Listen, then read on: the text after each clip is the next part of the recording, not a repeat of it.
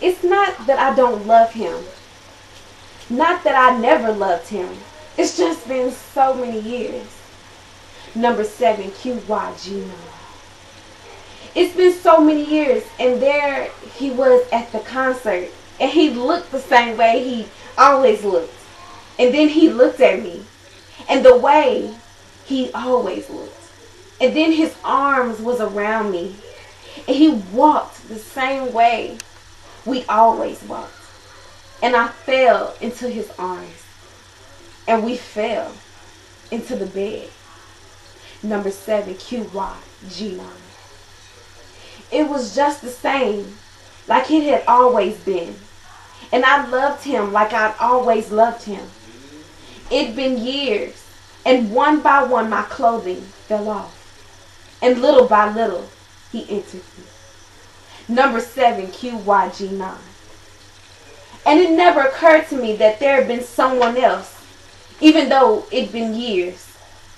And then we were together again, and we lived together again, and we loved each other again.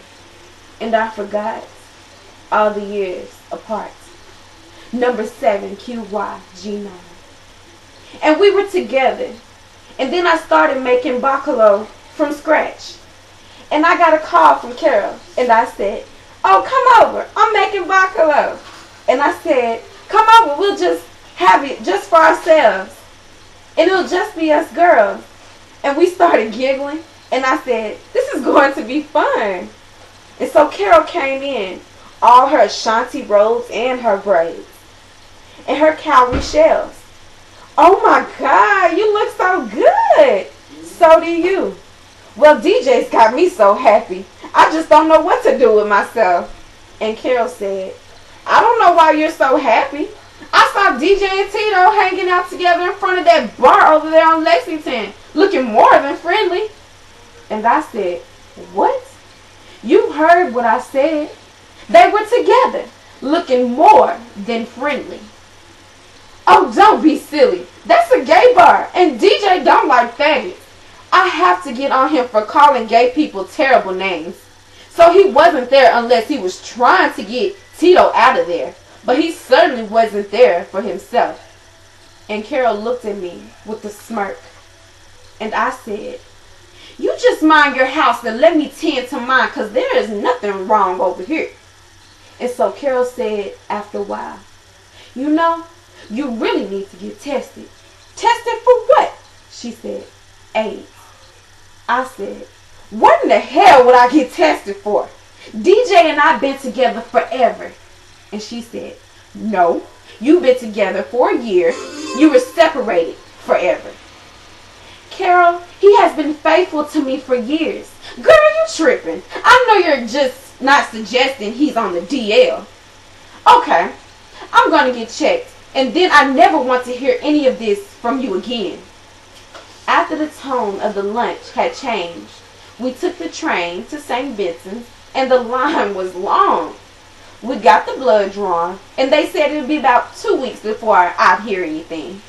And I knew I wasn't going to hear anything, so I just went home and waited for him to come home, and we had a lovely afternoon and finished off the bacala and finished off me. And we had a lovely afternoon.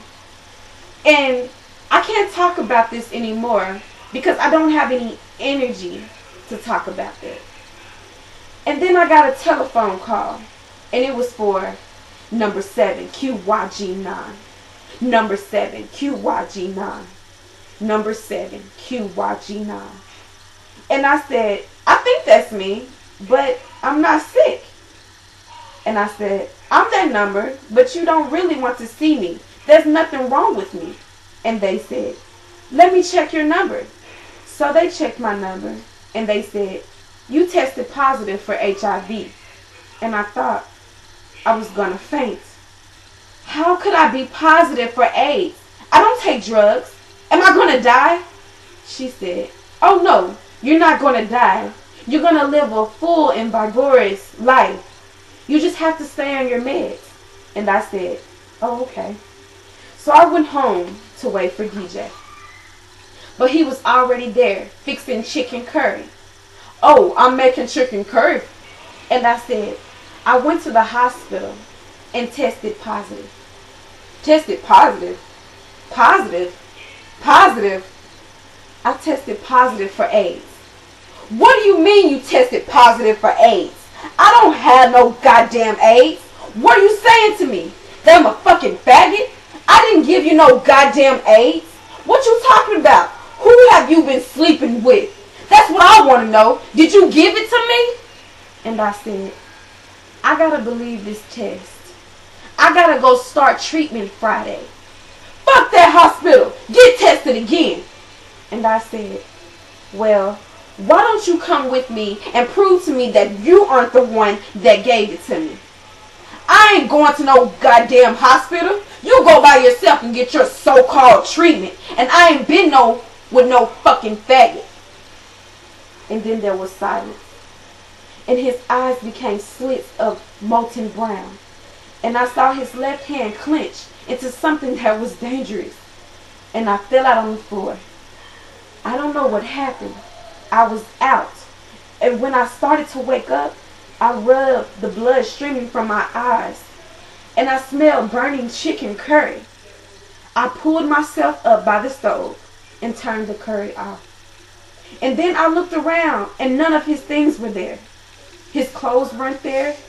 His trinkets weren't there. His books weren't there. Everything about him wasn't there. And I was positive. And not positive at all.